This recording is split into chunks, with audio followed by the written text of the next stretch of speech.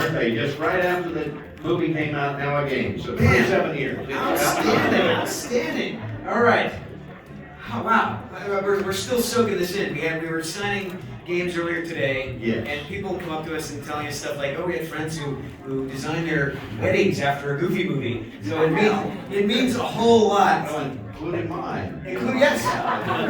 My son got married in October, and they wanted me to officiate. So I got the little Universal Life Church thing, and got to give him away as Goofy. Which was like, you may help kiss the boy.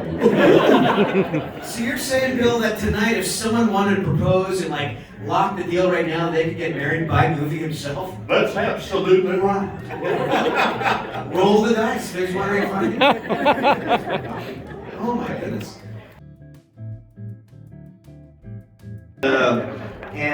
He was going to go Explain into who Pat Butcher is. Okay, if you've ever seen Green Acres, he played Mr. Haney on Green Acres. Has a voice that sounds kind of like this. And he was a comedian too, and he was doing something that night. He was 83 years old. He passed away about 6 months later after the movie. But he was telling me jokes, and he was going to do a thing for Jack Palance that night on TV, and a roast. And he said, I want to try some jokes out on you, and here's what I'm going to do. I'm going to go up there and say, Jack, you're an amazing guy. He was doing one-arm push-ups out there in the Oscar presentation. Father Time has been very kind to you, but it looks like Mother Nature done kicked the hell out of your face. I always remember that. He was just working material for that particular show that night, and that was a big treat for me. And then he went in and did his lines, and never saw him after that.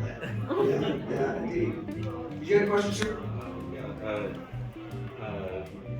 guess as it relates to like the classic Disney characters kind of got a sort of a new look and stuff a few years ago, and the pacing and attitude's a bit different. Does that change how you approach the character? Yeah, you might be talking about what we call the Mickey shorts. And so Goofy's wearing a vest. No, he's got a tail, and he doesn't. It's the way he looked in 1932 on Mickey's Review. I think of it more, his original name was Dippy Dog. So I kind of, in my mind, think of it as Dippy Dog as opposed to Goofy. And it's we get away with more on that show than we used to. There's one dog show where they're confused. Mickey's wondering why, Goofy and Pluto are kind of, what's the deal with these guys? And there's one scene where Goofy's scratching his butt on the carpet, okay, we haven't done that before. And so I kind of keep it a little different. It's like a parallel universe, and it was a lot of fun to do, and I love some of the stories that we've had over there, and we just ended that not too long ago, actually. Yeah, it depends on the creatives, because those shorts, that's not gospel from then on. It depends on, like with DuckTales, depending on the creatives, they'll decide the look, the tone, and the feel in that moment. But I think the classic characters will always be the ones that kind of see the parks, They'll always kind of retain. And so there's still Mickey's Funhouse, Clubhouse, all of those, and that's kind of what I call the standard look, and where the shorts are kind of this parallel universe thing that they look at. Questions from the elves? I don't know. I look elvish. You could be incognito. I'm sorry, I'm not starting a fight here. I was just going to ask, what your kids think. Do they think it's weird that you're in these movies? Do they like them? Or are they like, whatever? Oh, my son is not impressed at all. No, he when I take him to these things and he sees this attention, he's like, oh, that's pretty cool, and he'll talk about it with his friends. But Mom was knucklehead dad. But tell him about what your son thought. My son was born in '89, so he was about 5 years old when the movie was released. We got to go to an early screening on the Disney lot, and it was still some pencil test and it wasn't totally animated. And I was really sweating because Eisner's sitting here and all the big wigs and all those guys sitting there. How do they like this thing? And my family was there. And afterwards, we were walking out, And Austin, my son, was crying a little bit. I said, "What's the matter, buddy? Didn't you like the movie?" And he said, "Well, when Goofy went over the waterfall, I thought that was you." I knew the movie had heart and affected him in that way. I knew it was going to be. But, then people would say, "Hey, is Max your brother? Is Goofy your dad?" And I didn't think I had a brother. It screwed him up for years. Yes, non-elf number 2. So I feel like voice actors often get underappreciated. Me too. So I was curious, like I know, especially Jason, like I know you from Hocus Pocus, from Spirited Away. So like, how is it then seeing all this attention for the Goofy movie and you guys bringing these characters to life? Well, first off, thank you, and you can turn me into a fat, useless, contented house cat anytime you wish.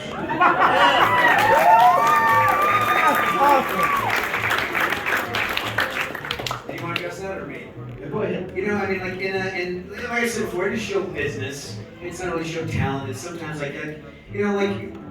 We have these tremendous opportunities, but we still have to prove ourselves a lot. Yeah. And that can be frustrating when it's in a field where your resume doesn't really mean as much as you would if you're in a different company, But the pleasure of events like this and for folks like people at the Funko who appreciate the work we did and appreciate our part into it, it doesn't bother me It's so like almost much like an anymore, extended family. It is. It really is. Yeah. Does it mean more work for me? Not necessarily. Not necessarily. But it does. Ultimately, I won't speak to you. But for me, like as an actor, like I just want to be validated. I like praise. I like the accolades. And thanks. No, stop. So this is another outlet for that. But yeah, it can be frustrating. But that's the nature of the biz, Yeah, I've been doing I do a lot of other stuff for other studios too, but Goofy is such an iconic character that it kind of pales all the other ones. Except Pluto, that pays the same. So whoa. But I'm in for Warner Brothers. If you've seen the movie Space Jam, I did Sylvester, Yosemite Sam, Foghorn Leghorn, and Bugs and Daffy, and a Robot Chicken. See Amphibia fans? Amphibia? Well, I play a character named Pop Pop, and I love doing that because I got to come up with that voice myself. Whereas doing Goofy's been around since 1932, so I just had to sound as much like Goofy as possible. And, dozens of other movies and TV shows, but yeah, Goofy's right up there. He's the pinnacle of the pyramid, I guess. What I love, especially about working with this guy, is when I go to events, because I'm a fan as well, but every time he does the voice, I don't know you, but I turn into confetti. It's like, yes. I guess this is kind of more directed towards Bill, but since you guys both have been in the voice business for so long, and I mean you especially, you've been everywhere from like basic Disney stuff to like all kinds of spin-offs over the age, like Kingdom Hearts and stuff. So what would be the most interesting gig that either of you have ever had? The most interesting gig? Could that be probably most embarrassing or oddest? That's one that never aired. This is my first year out here. I needed money, and so they wanted someone to do a Ronald Reagan in a fake. I gotta explain this. It was a fake music video. It was being put together by a guy that looked like Gorbachev. And he had a quote fake band called Gorby and the Red Hots. And they were going to do this thing, and it was actually a big production, a big sound stage, 35mm Panavision cameras and everything. And they wanted me as Ronald Reagan, and I said, well, I can kind of do the voice, well, all right, and here we go. And they said, no, you're not going to talk, you're just going to look like him. And I'm, okay. And I thought, well, prosthetics might be fun. No, they got down there, it was bad grease paint and everything. They put me 100 yards from the camera. And so my favorite scene in mental image in my showbiz career was in one of the scenes, they were going to tear down the Berlin Wall with a guy that looked like Gorbachev, a stuntman, on a big crane, knocking over. And then all these dancers and people and celebrity lookalikes come out and start singing this horribly bad song with this group, Gorby and the Red Hots. And one of the celebrities was, I don't know if you know, the iconic Angeline who was, Anyone? you know, okay, there's actually a series about her now. She is famous for being famous on billboards in Los Angeles.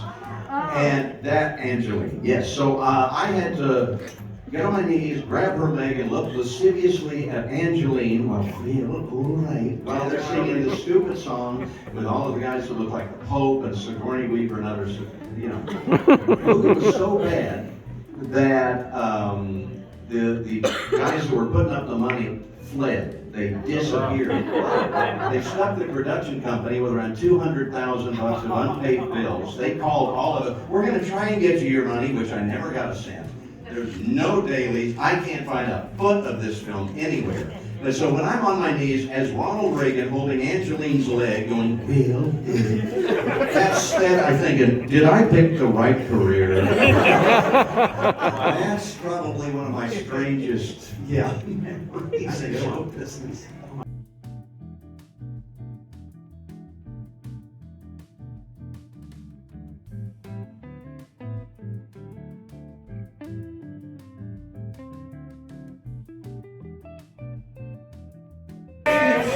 Good luck.